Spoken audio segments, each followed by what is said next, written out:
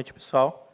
Meu nome é Fernando, sou formado em Engenharia de Controle e Automação pela Federal de Itajubá.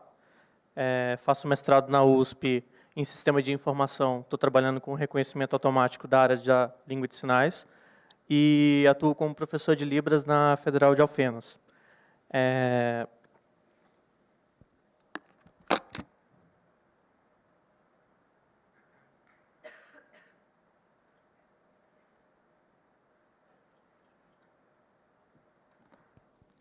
Bom, pessoal, o que eu acabei de falar aqui é exatamente aquilo ali em língua de sinais. Como é compreender alguns dados ligeiros que descrevem a cena e fazem você sorrir e sentir-se sereno com a palavra falada de mão em movimento que te torna parte desse mundo tão amplo? Você precisa ser surdo para entender. Esse sentimento que vocês tiveram de não entender o que eu estava falando aqui em língua de sinais é o que 2 milhões de surdos sentem todo dia, tá? Até numa tarefa simples de ir ali na padaria comprar um pão, ele não vai entender o que a pessoa está falando, ou numa tarefa mais complexa, numa consulta médica, por exemplo. E por que esse surdo tem essa dificuldade? 95% dos surdos eles nascem em famílias de ouvintes. Tá? Vão acabar tendo um contato tardio com a língua de sinais, muitas vezes somente na escola, e esse contato vai se dar na faixa de 5, 7, 10 anos de idade. E esse contato tardio vai proporcionar um problema muito sério de aquisição de conhecimento. Não só no português, mas também em todas as outras áreas. Por quê? Porque aquela engrenagem ali, ó, a língua, ela começa a fazer sentido no cérebro da gente com 2 anos de idade. Só que essa criança surda ela vai começar a ter contato com 5, 7, 10 anos de idade. E o que aconteceu durante esse tempo? O cérebro da gente é parecido com um músculo. Você tem que estimular ele para ele poder desenvolver. Se você não estimula, ele acaba atrofiando, que é o que acaba acontecendo com os surdos. Eles nascem com um potencial intelectual igualzinho ao nosso, só que ele acaba perdendo esse potencial porque não é estimulado no tempo certo. E prova disso são os dados do MEC, que apenas 3% deles tinham um ensino médio concluído. Tá? Hoje em dia, o que a gente tem?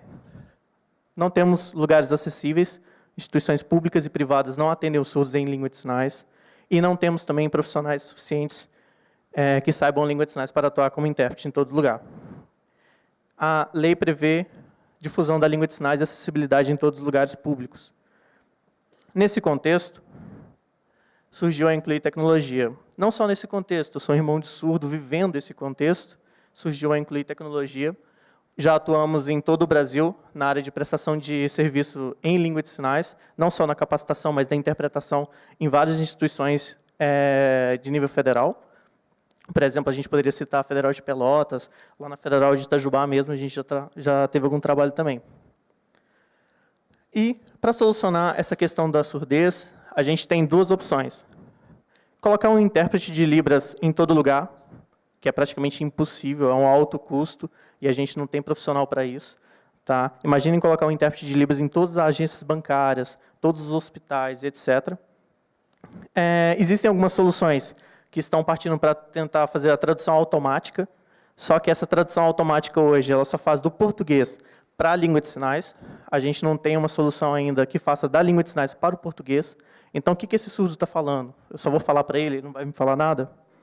Então, além disso, a gente encontra o problema que muitas vezes essa tradução está muito literal, ela não está fazendo língua de sinais de fato, ela está fazendo uma coisa que a gente chama de português sinalizado, tá? Que não é a língua de sinais de fato.